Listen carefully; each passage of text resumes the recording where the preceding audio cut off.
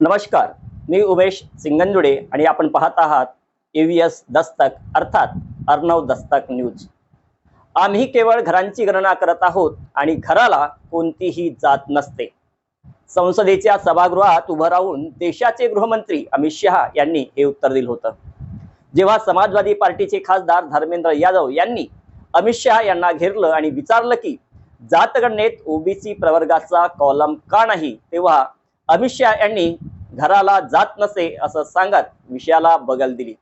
पण मित्रांनो, गृहमंत्र्याचा हा दावा किती खरा आहे? कारण सरकार जेव्हा आता प्रत्यक्ष घरगणना करत आहे तेव्हा घराघरामध्ये जाऊन जात विचारली जात आहे। जर घराला जात नसते तर मग SC, ST आणि ओपन असे कॉलम का भरले जात आहेत आणि यातला ओबीसीचा कॉलम गायब का केला आहे? पाहुयात संसदेतील या सर्वात मोठ्या वादाचा हा विशेष रिपोर्ट।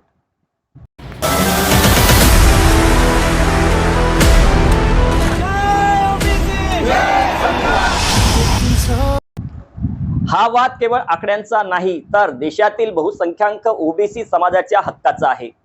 संसदेत जेव्हा ओबीसी जनगणनेचा मुद्दा गाजला तेव्हा खासदार धर्मेंद्र यादव यांनी सरकारला थेट कोंडीत पकडलं। त्यांनी विचारलं की जनगणनेच्या अर्जामध्ये ओबीसी साठी स्वतंत्र कॉलम का ठेवण्यात आलेला नाही। यावर उत्तर देताना देशाचे गृहमंत्री अमित शहा म्हणाले होते की आम्ही सध्या केवळ घरांची गणना करत आहोत, घराला जात नसते। जेव्हा आम्ही व्यक्तींची गणना करू तेव्हा जात मोजू। गृहमंत्र्याचं हे उत्तर ऐकायला खूप चांगलं वाटतं, पण वास्तवात मात्र सरकारची भूमिका पूर्णपणे वेगळी असल्याचं समोर येत आहे। पहा गृहमंत्री अमित शहा नेमके काय म्हणाले। उन्होंने कहा कि हम जाति जनगणना का मांग करेंगे। मान्यवर, मैं आपके माध्यम से सदन को बताना चाहता हूं कि सरकार ने जाति की जनगणना करने का निर्णय ले चुकी है और जाति के साथ ही ये जनगणना हो रही है। माननीय सदस्य धर्मेंद्र यादव जी कह रहे हैं कि कॉलम नहीं है। उनको मालूम पड़ना चाहिए कि अभी घरों की गिनती हो रही है और घरों की कोई जाति नहीं होती है। गृहमंत्री यांनी जे विधान केले त्या दाव्याची पोलखोल करणारे 3 मोठे सवाल निर्माण झाले आहेत। सवाल पहिला आहे, जर सरकार केवळ घरांची गणना करत आहे आणि गृहमंत्र्यांच्या मते घराला जात नसते तर मग फॉर्म मध्ये SC, ST आणि ओपन असे कॉलम का बनवले गेले आहेत।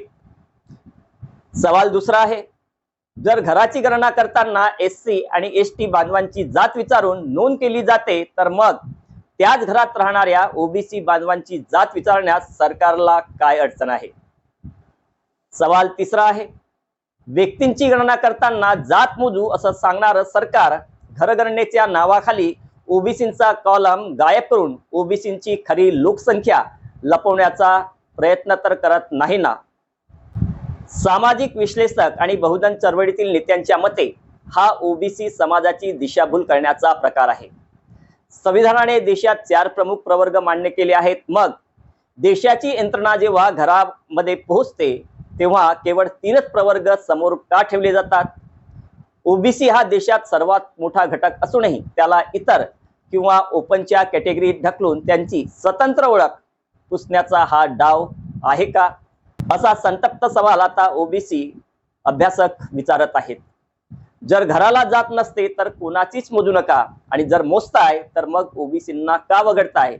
या दुटप्पी धोरणामुळे आता ओबीसी समाजात तीव्र असंतोष निर्माण झाला आहे।